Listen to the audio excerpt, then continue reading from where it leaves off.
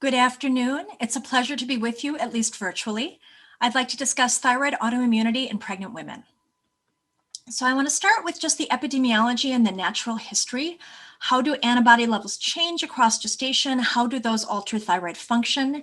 And then why does it matter? Are there consequences to being antibody positive even when women remain euthyroid? And are there currently any therapies we could be employing to improve outcomes in that group?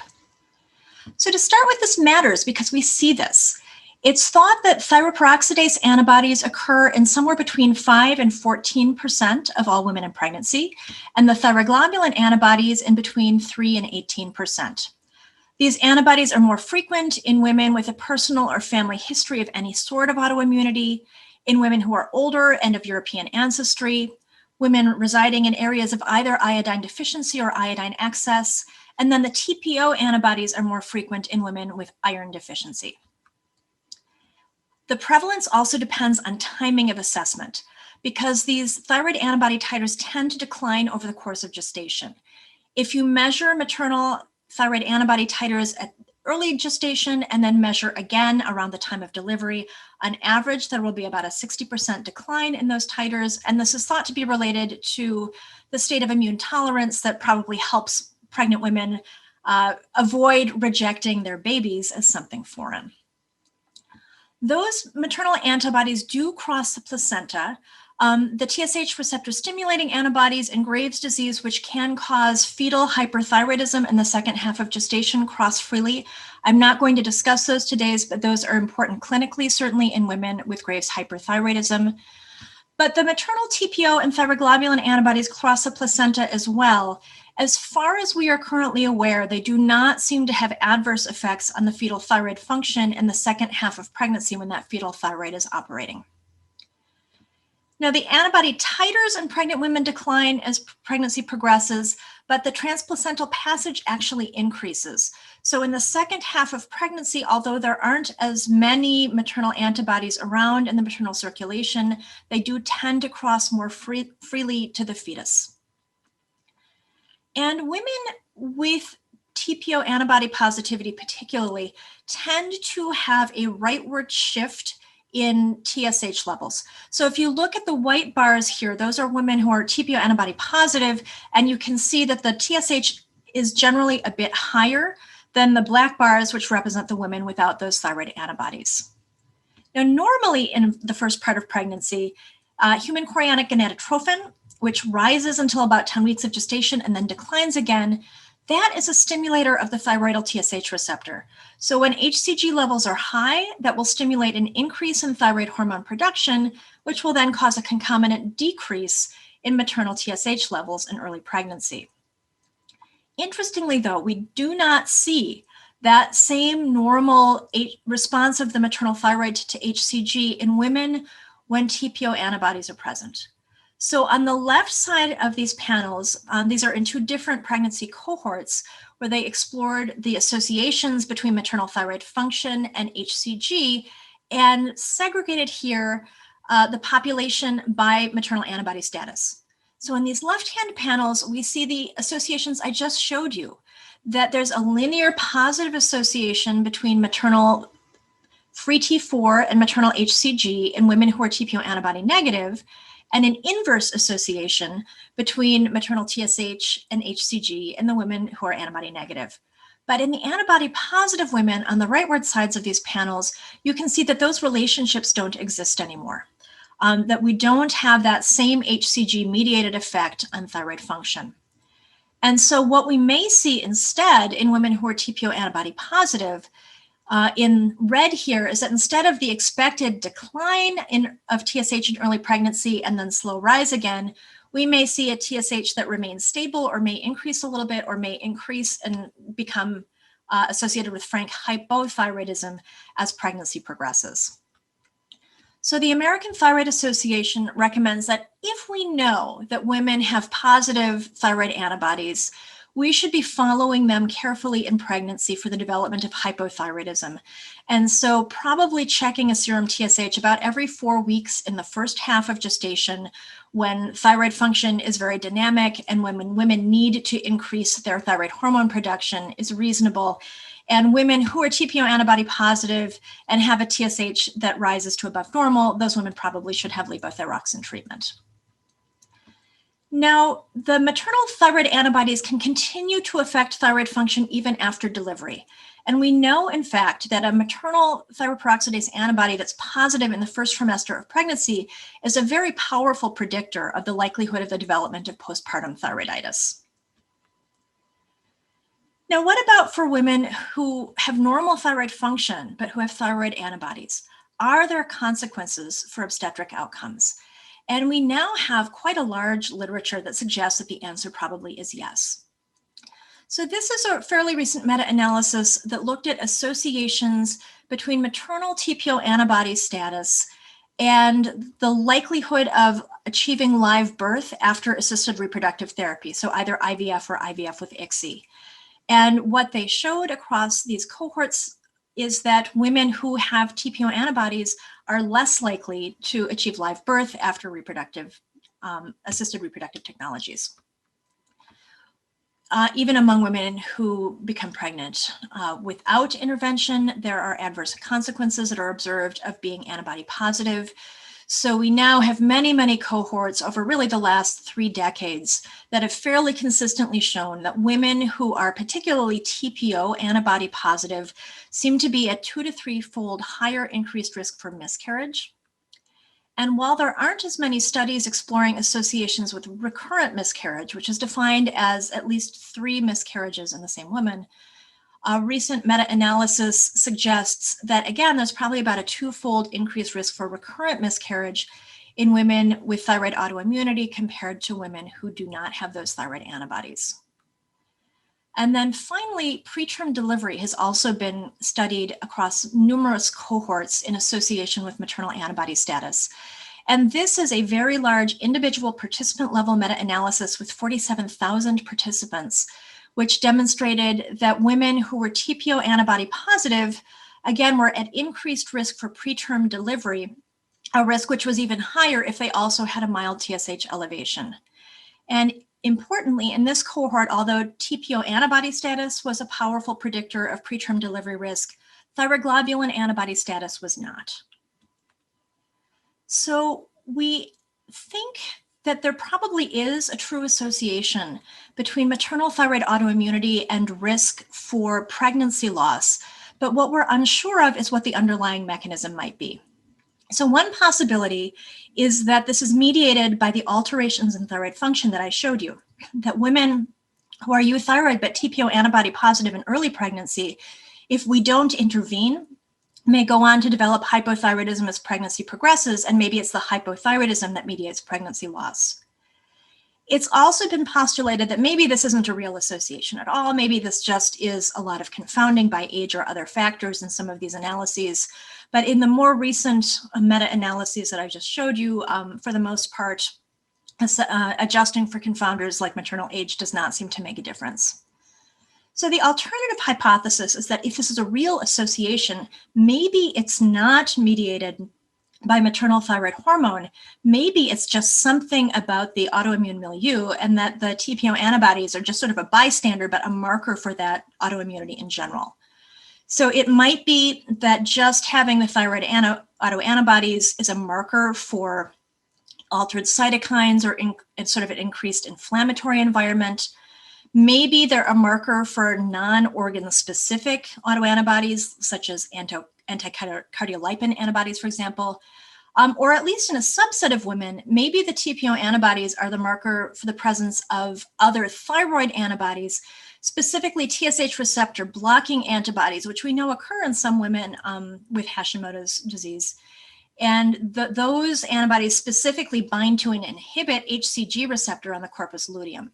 That can't be the answer in all pregnant women, because certainly the majority of women with Hashimoto's do not have those TSH receptor blocking antibodies, but that may play a role in at least a subset. Now, if we don't know really what the underlying mechanism is of the observed association between maternal thyroid autoimmunity and pregnancy loss, it's hard to know what the appropriate intervention might look like. But we have studies now showing attempts to alter sort of the underlying autoimmunity, as well as attempts to alter maternal thyroid status. And the first treatment that has been looked at really is glucocorticoids. So perhaps if pregnancy loss in thyroid autoimmunity is mediated by sort of an altered inflammatory or autoimmune milieu, maybe decreasing that immunity with steroids could improve outcomes. And this has been looked at in 2 very small trials to date, both of which instituted the glucocorticoid therapy not during pregnancy but preconception in women who are going to undergo some kind of assisted reproductive technology. So in this first small trial, 60 euthyroid women who had thyroid antibodies and who were going to undergo IVF were randomized to treatment with prednisolone starting at the timing of egg retrieval and continued through the first trimester of pregnancy if pregnancy occurred, compared to women who did not receive treatment. And you can see here that the women who were treated with prednisolone had significantly increased rates of clinical pregnancy and live birth and a non-significantly decreased risk for miscarriage, suggesting perhaps that there was some benefit of the therapy that was introduced. On the other hand, another trial, even smaller here, only 48 pregnant women, here TPO antibody positive, who are going to undergo not in vitro fertilization, but intrauterine insemination. These women received prednisone starting 4 weeks before their IUI procedure and then stopped at the time of conception versus placebo. And in this trial, there was a slightly increased rate for pregnancies in the women who got the prednisone, but a non-significantly higher risk also for miscarriage in that group. So we have 2 very small trials, and what we, I think, don't know at this point is whether there are safety issues with treating women with glucocorticoids in very early pregnancy or starting preconception. So I think this is potentially appealing, but certainly current guidelines do not recommend the use of glucocorticoids in these antibody-positive women, and additional studies will, I think, be needed, much bigger studies will be needed to show benefit before this would ever be recommended. So another potentially immunomodulatory therapy that's been studied has been the use of selenium supplementation. And this is a trial by Roberto Negro and colleagues done in Italy more than 10 years ago now, where women were started on selenium supplements of 200 micrograms a day, starting at 12 weeks gestation, continued throughout pregnancy. And the women at baseline were TPO antibody positive, but euthyroid. And you can see that the women in the blue bars here, the ones who are TPO antibody positive, who got the selenomethionine supplementation, had lower rates of postpartum thyroiditis and lower rates of hypothyroidism within 12 months of delivery compared to the women in yellow who got placebo. And comparing the actual TPO antibody titers in the treated versus untreated women, the women who got selenium had a decline in antibody titers across pregnancy, and their antibody titers remained lower in the postpartum setting than those women who did not receive the selenium supplementation. However, it's not quite so easy as that, because here we have another trial, this one done in the UK, again, initiating selenium supplementation in TPO antibody positive pregnant women at week 12 of gestation. Here they used a lower dose of selenium, so 60 micrograms a day compared to 200 micrograms a day in the study I just showed you. They saw no difference here in the TPO antibody titers across pregnancy, which is what's being shown, and no difference in rates of thyroid dysfunction between the treated and untreated group, although they did not follow this cohort into the postpartum setting. And then most recently, we have a very small trial, N of just 45, again conducted in Italy across multiple centers.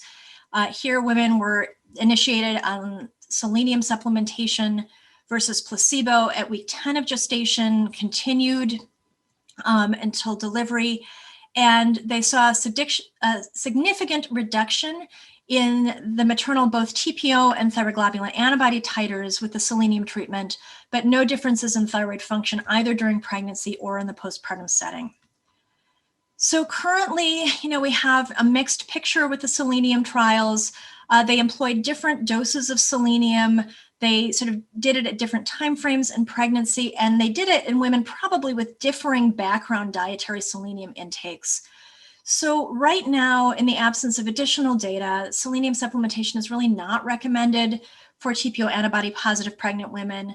But I think additional trials, perhaps larger trials, are warranted to see if this is a beneficial intervention. So finally, should we be treating these euthyroid antibody-positive women with levothyroxine? And this is a concept that got a lot of attention after the publication of this really landmark trial by Negro and colleagues done in Italy back in 2006. And here they randomized women who were euthyroid but TPO antibody positive to either low-dose levothyroxine initiated in early gestation and continued till delivery versus no therapy. And they saw remarkable risk reductions for both miscarriage and preterm delivery in those women who got the levothyroxine compared to the women with no therapy. So a lot of interest was generated. There was a lot of interest in particular in seeing whether results of this trial could be replicated. Most recently, we have 3 trials that unfortunately suggest that the answer to that is probably no. So this is one of those. This was conducted by Faridun Azizi's group in Iran. And here they took women who were TPO antibody positive and who could have a serum TSH at baseline up to 10. So a mix of women who are subclinically hypothyroid and euthyroid, but all of whom were antibody positive, initiated low-dose levothyroxine starting at 11 weeks gestation, continued to delivery.